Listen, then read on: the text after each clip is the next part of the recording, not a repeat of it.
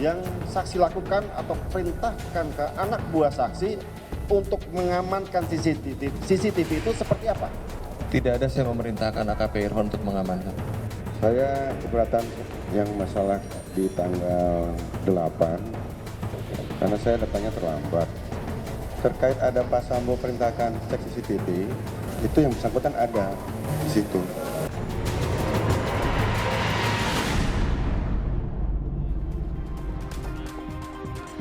Saudara kuasa hukum Hendra Kurniawan dan Agus Nurpatria, Henry Yosodiningrat mengatakan kliennya tidak bisa dianggap melakukan perintangan penyidikan karena keduanya hanya mengikuti perintah Verdi Sambo sebagai atasan.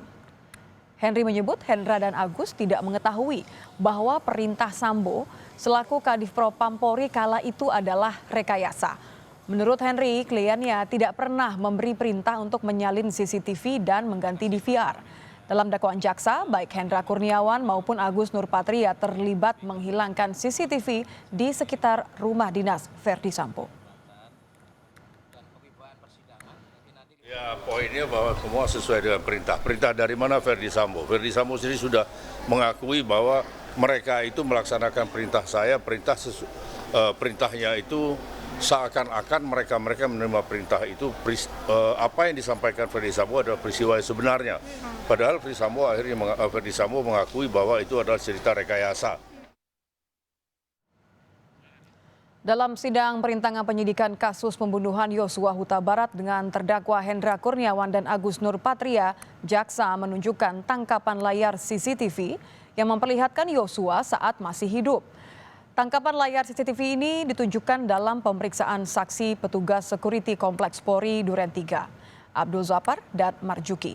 Di tangkapan CCTV itu tertulis 08.07.2022 dan 17.12.03 yang artinya 8 Juli 2022 pukul 17.12 waktu Indonesia Barat.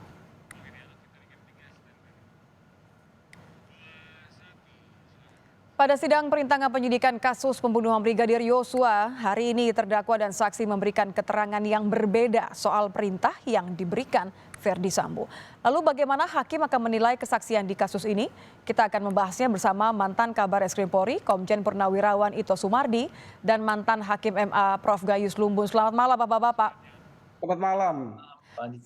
Saya ingin ke Prof. Gayus terlebih dahulu. Prof, Anda bagaimana melihat hakim ini nanti akan menilai kesaksian siapa yang benar? Ya, tentu hakim itu akan memperhatikan salah satu lebih dahulu dan dilakukan persesuaian dengan alat bukti yang sah secara hukum yang lain. Saat ini saya sedang mendalami pengertian perintah. Ada beberapa perintah jabatan misalnya. Dan ini perintah yang dari atasan yang diatur di Perkap nomor 14 tahun 2011 diganti dengan Perkap nomor 7 tahun 2022 yang terbaru ini. Nanti Jenderal Ito bisa lebih dengan tegas menguraikan, tapi bagi saya yang disebut sebagai Perkap Peraturan Kapolri ini adalah undang-undang, tidak hanya mengikat internal tapi juga mengikat publik. Kenapa? Karena di Undang-Undang nomor 12 tahun 2011 tentang pembentukan peraturan perundang-undangan di nomor 7 itu menjelaskan bahwa yang disebut peraturan diantaranya contohnya peraturan presiden, peraturan Mahkamah Agung dan lembaga lain itu berlaku sebagai undang-undang ketika undang-undang tidak cukup mengatur atau bahkan tidak mengatur sama sekali. Artinya ini undang-undang. Nah, disinilah terletak beberapa ketentuan sebagai atasan. Tidak boleh memerintah dengan aturan yang bertentangan dengan norma hukum, norma kesusilaan. Ini diatur dengan jelas ini dan berbagai norma, ada 3 di sini, norma kesusilaan, norma agama, dan norma hukum. Ini undang-undang bagi semua masyarakat yang berkaitan dengan petugas yang disebut sebagai kepolisian. Tentu secara internal lebih lagi. Dan diwajibkan untuk bawahan tidak mengikuti perintah-perintah yang bersifat bertentangan yang 3 tadi. Ini jelas diatur di pasal 7 ini. Dan tidak berubah ketika peraturan ini menjadi peraturan nomor 7 tahun 2022 yang saya sedang teliti.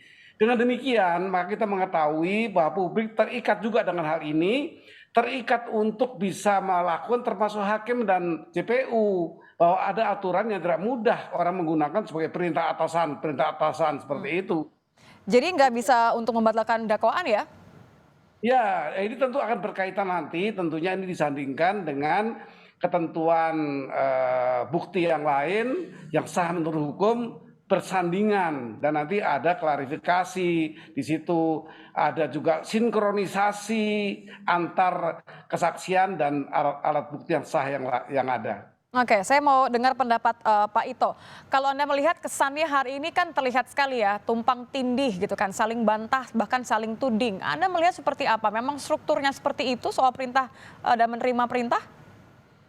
Saya kira begini Mbak Nida, secara logika dalam satu proses persidangan, bagi seseorang yang tidak terbiasa ya menghadapi proses persidangan, jadi secara psikologis itu bisa saja ada keterangan yang berbeda dengan keterangan yang diberikan di BAP ya, tentunya saya kira.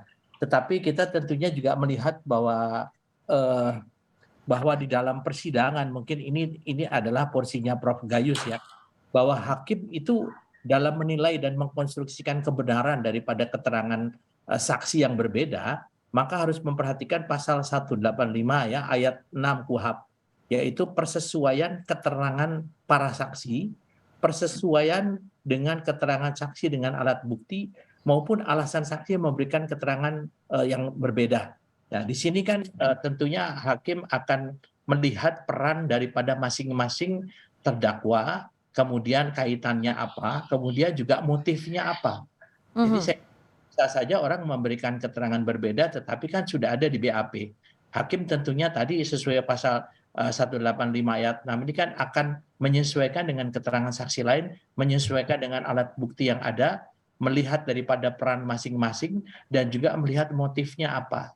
Saya kira kalau tadi disampaikan Prof. Gayus, meskipun di dalam Perkap ya nomor 7 tahun 2022 itu sudah disebutkan, tetapi saya juga sudah menyampaikan saran kepada Mabes Polri untuk direvisi bahwa harus jelas aturannya atau legalitasnya. Kalau orang itu misalnya diperintahkan untuk melakukan sesuatu yang melanggar hukum, dia bisa menolak. Ya, kalau menolak dia tidak dikenakan apa-apa. Kenapa? Karena aspek daripada yang disampaikan Prof. Mahfud ya, bahwa psikohierarkis komando kita ini kan baru dari militer untuk ke sipil ini masih kuat melekat secara kultural. Kemudian Ya, jadi siap perintah gitu ya? kepatuhan. Siap ikut perintah. Kemudian ada lagi satu Mbak, simpati. Kan dikatakan dia nggak tahu kejadian sebenarnya, menangislah. Mungkin Sambo mengatakan bahwa ini kakakmu diperlakukan demikian, ada rasa simpati. Ya, di sini yang membuat orang menjadi terjebak. Sehingga nanti di sini hakim akan melihat apakah memang terdakwa ini terjebak dengan skenario yang dibuat oleh Sambo, atau memang dia ada di tempat kejadian. Kalau ada di tempat kejadian kan nggak mungkin dijebak. Tetapi kalau dia sesaat kemudian setelah kejadian, yang mungkin ini perlu didalami oleh hakim, sehingga betul-betul ada rasa keadilan bagi para terdakwa yang terlibat dalam obstruction of justice. Oke, tapi wajar ya Pak Ito ya kalau ada beda persepsi. Ini kan contohnya Hendra mengatakan sudah mendengar ada perintah dari Sambo untuk Ari Cahya bilang bahwa tidak ada perintah. Beda persepsi ini memang mungkin terjadi. Sangat mungkin Mbak, sangat mungkin, karena kan kadang-kadang orang memberikan pada saat di BAP itu dengan setelah dia mengingat, kemudian dia mengingat kembali apa yang di memorinya, bisa saja itu terjadi, atau ada upaya untuk misalnya keluar daripada permasalahan yang sebenarnya, tentunya. Menyelamatkan diri mungkin menurut Anda?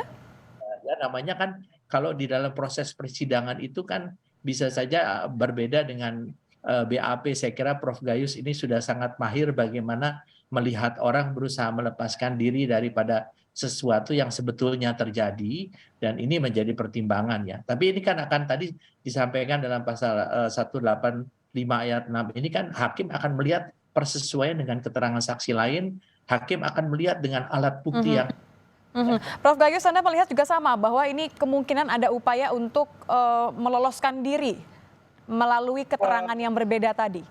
Ya begini, Saya masih punya pandangan kalau kita bicara kepada kaitan Yunto 55 misalnya, ataukah dia 56 bagi orang yang terkait ikut melakukan kejahatan yang disebut sebagai pembunuhan berencana. Nah, di sini kita kalau dikatakan merusak alat elektronik yang bisa dibuka untuk menceritakan keadaan yang direkam ketika itu. Yang kedua, contoh lain, datang ke sebuah daerah yang bernama Jambi. Di sana juga melakukan hal-hal yang sifatnya obstruction of justice, menghalang-halangi proses peradilan dengan cara-cara seperti dikemudikan oleh keluarga korban, tidak boleh membuka peti. Kemudian berkeras dan saling berdebat sehingga peti terbuka hanya untuk mengulosi saja, itu adat di daerah itu. Nah, ini yang kemarin saya sempat sampaikan, ini yang saya anggap kultur daerah ya, bukan kultur internal kepolisian. Ya, adat begitu ya. Ya, di sana itu akan terungkap dan ini terjadi sehingga terungkapnya semua perkara ini. Kalau saja perkara di Jambi itu tertutup, benar-benar berhasil untuk melakukan obstruction of justice, tidak terbongkar masalah ini. Jadi memang kejahatan tidak pernah sempurna sehingga terjadi saja, sehingga ini terungkap sampai hari ini dengan luas. Tetapi bagi saya tetap itu percobaan. Percobaan diatur di pasal 53, sanksinya hanya dikurangi sepertiga itu dari keberhasilan karena bukan timbul dari pelaku, timbul dari masyarakat yang ingin membuka peti itu sehingga terungkap sampai hari ini. Ini sudah percobaan untuk obstruction of justice, di samping CCTV juga perbuatan yang lain di kota Jambi. Oke, ini menarik soal sanksi karena ada peringkat begitu ya yang akhirnya mereka semua terlibat dalam kasus ini. Saya ingin tanya soal siapa yang akan mendapatkan sanksi lebih berat, tapi ditahan dulu jawabannya. Prof. Gayus, Pak Ito, kita akan kembali usai jeda, masih di Kompas Malam.